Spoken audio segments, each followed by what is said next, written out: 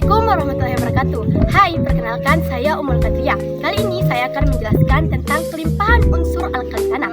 Pertama adalah berilium. Kelimpahan unsur berilium terdapat sekitar 0,006% dalam kerak bumi sebagai mineral silikat dan beril yang memiliki dua jenis warna. Warna pertama yaitu biru sampai hijau muda yakni aquamarine. Warna kedua yaitu hijau tua yakni permata emerald.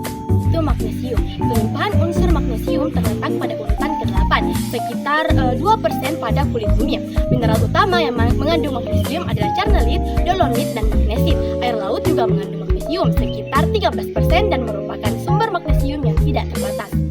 Ketiga adalah kalsium. Kelimpahan unsur kalsium terletak pada urutan ke-5, kurang lebih 8,6% pada kulit bumi. Terdapat sebagai mineral silikat, karbonat, fosfat, sulfat, dan klorida. 4 adalah strontium. Kelimpahan unsur strontium di alam terdapat sangat jarang sekali, hanya sekitar 0,5% dalam kerak bumi dan tersedia sebagai strontianit. Selanjutnya adalah barium. Kelimpahan unsur barium di alam juga terdapat sangat sedikit sekali dan hanya tersedia sebagai barit. Terakhir adalah radium. Radium merupakan unsur radioaktif dan terdapat sangat langka juga dan dapat dideteksi dengan menggunakan sinar radioaktif. Selanjutnya saya akan menjelaskan tentang bagaimana cara mengidentifikasi logam alkali tanah. Logam alkali tanah dapat kita identifikasi melalui warna nyala, di mana saat logam alkali tanah tersebut dibakar maka akan memberikan warna nyala yang khas. Warna nyala merupakan identifikasi awal adanya logam alkali tanah. Selanjutnya adalah cara memperoleh logam alkali tanah. Logam alkali tanah dapat kita memperoleh melalui dua metode, yaitu metode elektrolisis dan metode reduksi seperti gambar di samping. Dan saya Nurul yang akan menjelaskan tentang sifat logam alkali tanah. Sifat kimia logam alkali tanah adalah yang termasuk logam yang mudah bereaksi dengan unsur non-logam. Yang pertama adalah kereaktifan logam alkali tanah.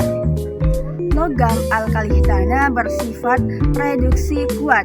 Semakin ke bawah, semakin produksinya semakin kuat. Sehingga logam alkali tanah termasuk logam yang sangat reaktif.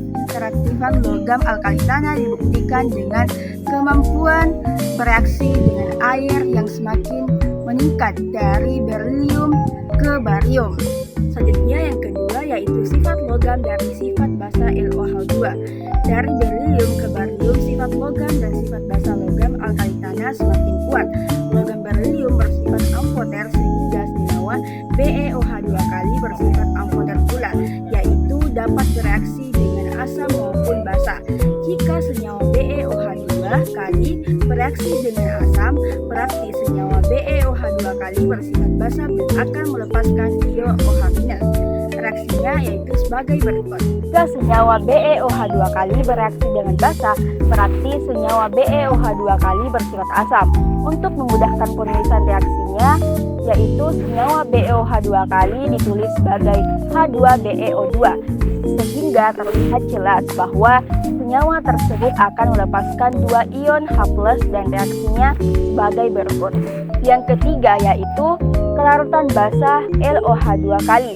Sifat basa dari BeOH2 kali ke BaOH2 kali semakin kuat. Hal ini berkaitan dengan kelarutan basa dalam air dari BeOH2 kali ke BeOH2 kali yang semakin besar pada tabel 3.10 sebagai berikut. Yang keempat yaitu sifat diagonal logam alkali tanah. Logam alkali tanah dan unsur golongan 3A memiliki kemiripan sifat. Misalnya Li dan Mg serta Be dan Al keduanya bersifat amfoter. Yang kelima yaitu warna nyala logam alkali tanah. Dapat kita lihat dari tabel di samping. Yang keenam yaitu kelarutan dan pengendapan senyawa alkali tanah. Yang pertama yaitu kelarutan. Berdasarkan data pada tabel 3.11, kelarutan basa alkali tanah LOH2 kali dari magnesium ke barium semakin besar. Hal ini sesuai dengan sifat basanya, yaitu dari magnesium ke barium semakin kuat. Dan jika kelarutan suatu zat semakin besar, berarti semakin banyak zat tersebut yang larut dan kemungkinan terinisasi juga semakin besar. Semakin banyak ion OH- yang menghasilkan berarti sifat basa semakin kuat. Di dalam air senyawa basa MgOH2 kali bersifat sukar laut, CaOH2 kali sedikit larut, serta SrOH2 kali dan BaOH2 kali mudah larut. Sifat kelarutan garam sifat dari logam alkali tanah berkebalikan dengan sifat kelarutan basanya. Dari magnesium ke barium kelarutannya semakin kecil yang berarti semakin sukar larut. Yang kedua yaitu pengendapan. Pengendapan suatu garam yang sukar larut dalam air dapat digunakan untuk analisis kualitatif karena beberapa endapan memiliki warna dan intensitas warna yang berbeda. Perhatikan hasil reaksi pengendapan antara kation alkali tanah dengan beberapa anion, yaitu pada tabel 3.12 berikut.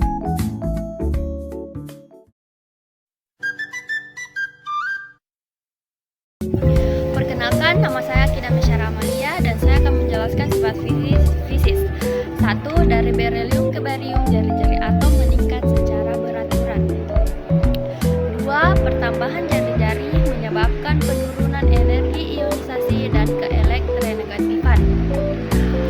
3. Potensial elektroda juga meningkat dari kalsium ke barium, kecuali berelium. Hal ini disebabkan oleh energi ionisasi berelium yang relatif besar. 4. Titik lebur dan titik didih cenderung menurun dari atas ke bawah.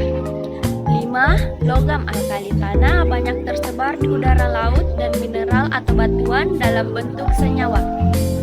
6. Semua logam alkali tanah bersifat reaktif kecuali berelium. 7. Unsur radium atau Ra bersifat radioaktif. Perkenalkan, nama saya Novel Akmal dan saya akan menjelaskan dampak penggunaan logam alkali tanah. Yang pertama, berelium. Dampaknya itu bersifat karsinogenik. Yang kedua, paparan terhadap berelium dapat menyebabkan penyakit berelium. Yang kedua, magnesium. Ledakan bisa terjadi jika butiran atau bubuk magnesium bercampur dengan bata. Ketiga, dampaknya asupan lebih dari 2,5 gram dari tanpa kebutuhan medis dapat mengarah pada pembentukan batu ginjal. Kemudian yang keempat, strontium. Dampaknya strontium radioaktif dapat menyebabkan kanker tulang. Yang kedua, strontium bromat dapat menyebabkan kanker paru-paru. Yang ketiga, serapan strontium radioaktif terlalu tinggi dapat menyebabkan penyakit seperti anemia, kekurangan oksigen, dan kanker. Kelima, ada radio. Pemakaian dalam dosis tinggi dapat mempengaruhi sistem syaraf, menyebabkan penyimpangan jantung dan tumor. Kemudian yang kedua, dalam jangka panjang dapat menyebabkan naiknya tekanan darah dan terganggunya sistem syaraf. Kemudian yang terakhir ada barium. Dampaknya pemaparan dalam jangka panjang dapat menyebabkan kanker bahkan kematian. Dan yang dampak yang terakhir dari barium adalah mengakibatkan efek kesehatan seperti anemia, katarak, dan gigi fraktur. Selanjutnya akan dilanjutkan oleh teman saya itu Andi Rangga Abdurrahman. Assalamualaikum warahmatullahi wabarakatuh. Perkenalkan, nama saya Andi Rangga Abdurrahman dan saya akan menjelaskan manfaat alkali tanah. MgO magnesia dicampur dengan tanah liat dijadikan bata tanah api untuk tanur. CaO kapur tahor dengan air segera membentuk CaO kapur jati. Oleh karena itu, CaO digunakan untuk pengering, MgAO2 sebagai antasida, obat mah untuk menetralkan asam lambung, MgCO3 untuk pasta gigi dan kosmetik, BaCO3 untuk racun tikus. CaCO3 merupakan senyawa kalsium terbanyak di alam berupa kalsit, marmet, batu kapur, dan mutiara. MgSO47A20 merupakan garam Inggris sebagai zat pemecah hard. BaSO4 bahan pembuatan cat putih, CaSO4 2HO dikenal dengan nama gips, MgCl digunakan sebagai magnesia mixtur campuran MgCe NH4Ci.